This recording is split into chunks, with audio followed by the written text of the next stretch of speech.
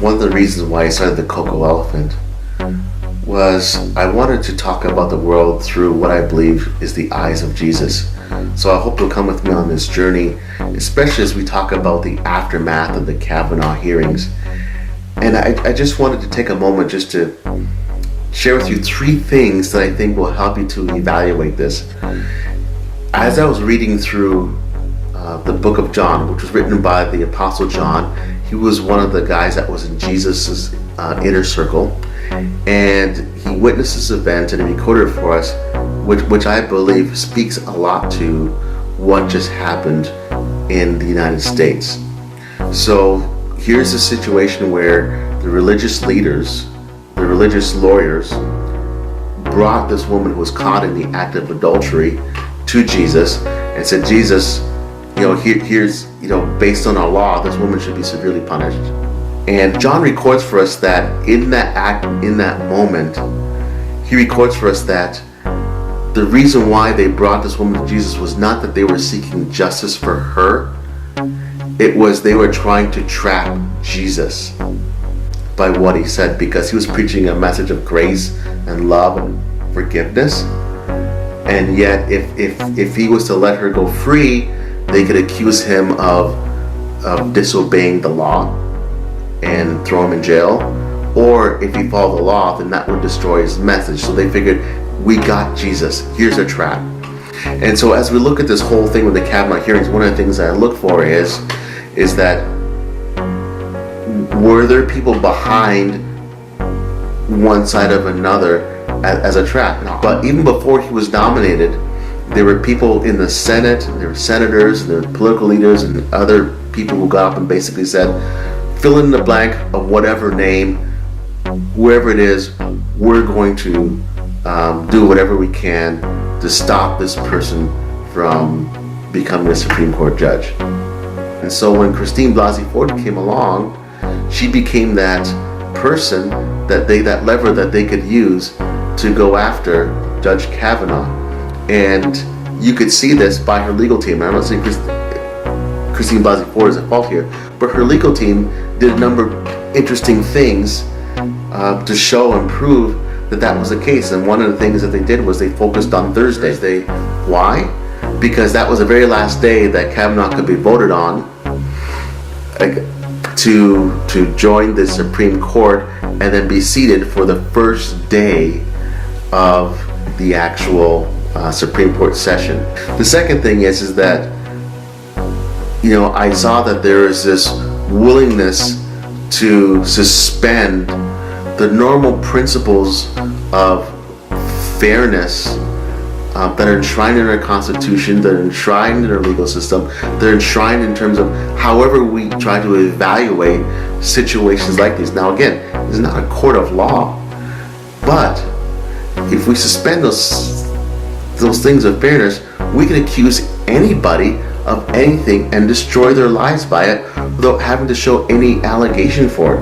And that would open up the legal system. That would open us up to using allegations to do anything we want to. And history is replete with examples of people who have done exactly that. With the story that happened with Jesus, with that woman, where they came to Jesus. They didn't bring the guy, they just brought the woman, and then they were willing to say, hey Jesus, we want you to be judge, jury, and executioner. Decide now what's the deal with this woman.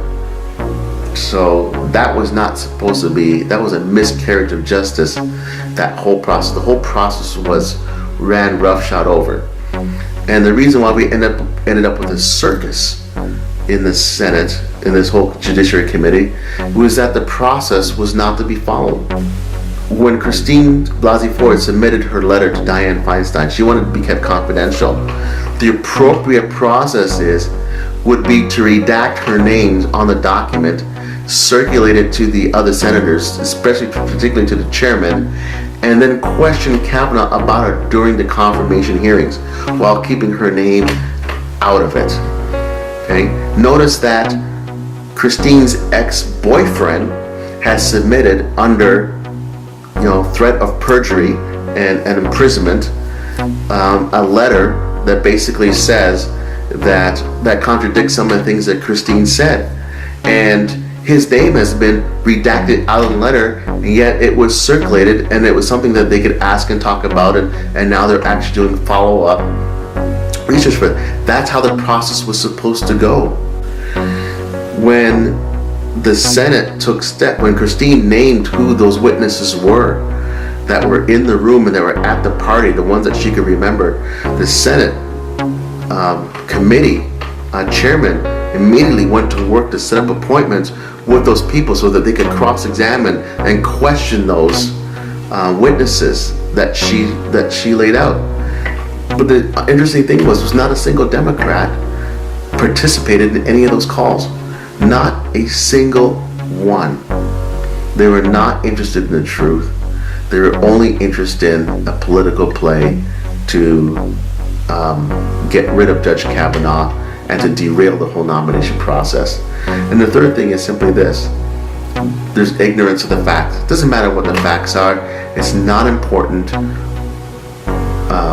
when it comes to mob justice. And whenever you see that, whenever you're seeing people glossing over the facts, and I'm not talking about just making a moral judgment here or there. I'm talking about willful disregard for the facts, the repeating of allegations or the repeating of things that of facts that were already debunked and are knowingly debunked. When people do those kinds of things, they're not being truthful.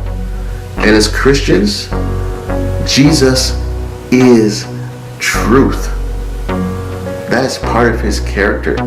We should never, ever, ever be found in a position where we are parroting things that have been debunked and we know are not true. We should never be found in a position where we're willing to destroy a person's life, where we don't have all the corroborating facts. We don't have it all there.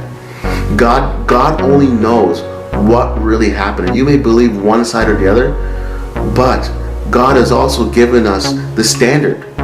And the standard has existed from the Old Testament all the way through the New Testament into the New Testament church.